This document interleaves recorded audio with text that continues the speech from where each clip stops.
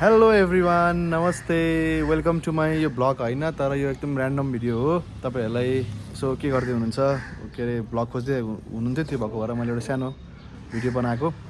अहिले हामीसँग as usual मेरो दाई बाल दाई हुनुहुन्छ, जगत दाई हुनुहुन्छ।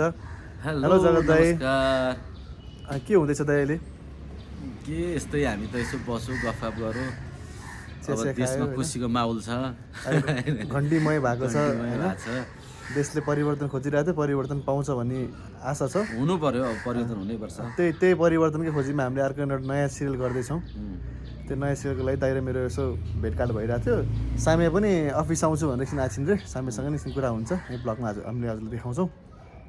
अनि त्यो नयाँ सिरियलको बारेमा यसो भनिदिनु नि त। नयाँ सिरियल चाहिँ हाम्रो अहिले फरक खालको चाहिँ अहिले एकदमै अर्को फेरि सेन्टिमेन्टवाला चाहिँ सिरियल आउँदैछ, जसमा हाम्रो सन्दीप भाइ चाहिँ मेन क्यारेक्टरमा चाहिँ छन्।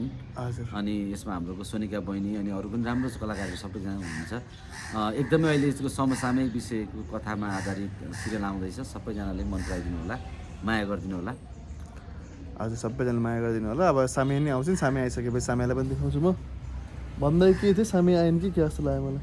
होइन रहेछ, सामे आएपछि सामेले देखाउँछ। ल, thank you. Hello everyone, welcome to my blog भन्दा पनि नर्मल भिडियोमा म तपाईँहरूलाई केही जानकारी दिन आएको छु। हाम्रो नयाँ serial dot dot dot dot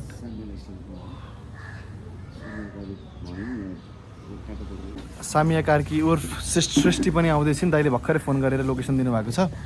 सायद यही द्वारबाट एकदम फोगर द्वारबाट आउँछिन् होला Samia. Hello Samia. Hello.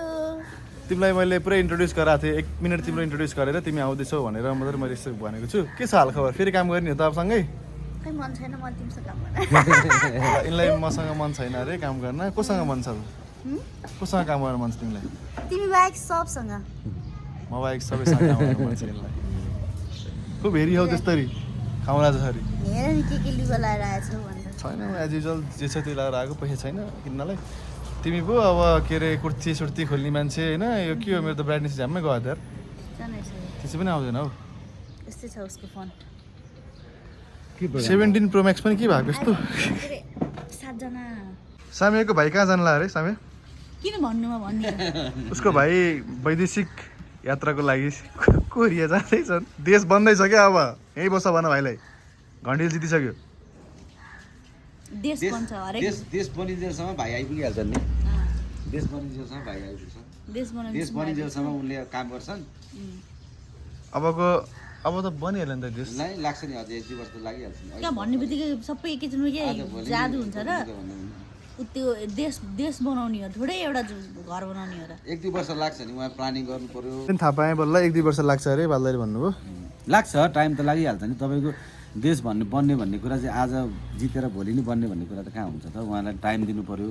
Main कुरा कसैले विरोध गर्नु भएन होइन, मजाले इजिली तरिकाले काम गर्न दिनु पर्यो। यहाँ त अब राम्रो काम गर्ने मान्छेलाई फेरि यताउतिबाट चाहिँ ठेल्ने पेल्ने गर्छ नि, त्यो चाहिँ गर्नु भएन। उहाँहरूलाई इजिली फ्रिली काम गर्न दिनु पर्यो। अब त सरकारै अब राष्ट्रिय स्वतन्त्र पार्टीको छ। अब सरकारै भयो भने त अरूले विरोध गरे उ गर्न थाल्यो भने त काम गर्ने मान्छेलाई त अलिकति असहज त हुन्छ, प्रेसर चाहिँ हुन्छ है। त्यही भएर हामी सबैजनाले एकपल्ट चाहिँ साथ दिउँ, सपोर्ट गरौँ होइन, माया गरौँ। नयाँलाई हामी एकदम माया गरौँ। सबैजनाले काम चाहिँ उहाँहरूलाई एकदम फ्रिली काम गर्न दिउँ। त्यही भन्दै सामे र मलाई खुब हेर्न रुचाउनु भएको थियो हजुरहरूले। यिनीसँग काम नगरौँ भन्ने त मेरो सोच हो, तर बाध्यताले काम गर्ने कुरा भइरहेछ।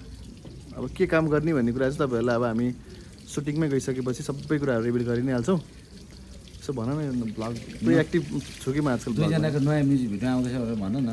नयाँ म्युजिक भिडियो आउँदैछ दुईजनाको, एकदम धुनदार म्युजिक भिडियो आउँदैछ।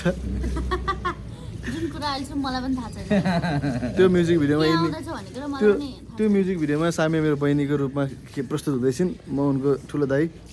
तिहारको गीत आउँदैछ। बिचरा 25 वर्ष उमेरको मान्छेलाई 27 वर्ष केटीले अङ्कल बनाउन 30 वर्ष लाज शरम छैन। भ्युज मात्रै नआउने भएको भए नि सामी यसरी बस्थ्यो होला त म। अब यिनले फेसबुक पेजको लागि फोटो खिच्दैछिन्, पैसा कमाउनको लागि। सबैले गएर हेरिदिनु होला। यो भ्लगलाई माया गर्नु होला। मेरो नयाँ च्यानल हो। यो च्यानलमा अब रेगुलर भ्लग आउँछ। अब मेरो रेगुलर 1 गतेबाट सुटिङ हुँदैछ, कुसुमको सुटिङ हुँदैछ 1 गतेबाट। त्यसपछि तपाईँहरूलाई हामी सबैले को हुन्छौँ कलाकार, सबै कलाकार खोलेर पोस्टरसहित हामी तपाईँहरू इन्फर्म गर्नेछौँ। त्यतिन्जेलसम्म यो भ्लग हेरेर माया गरिदिनु होला, प्रेम गरिदिनु होला। बल्ल के भन्छ भन्नु है। कस्तो एल्लोइस आएको तिम्रो यो एक्सपोजर बढाएर चाहिँ कि मैले अनुहारको बढाउनु बिर्सेँ। जन्डिस लाग्यो क्या हो, मलाई जन्डिस लाग्यो। एक्सपोजर बढ्यो कि एक्सपोजर बढेको हामीलाई कसैलाई हस्, सबैजनाले साथ दिनु होला, माया गर्नु होला, सपोर्ट गर्नु होला। Love you all, bye bye. जय देश।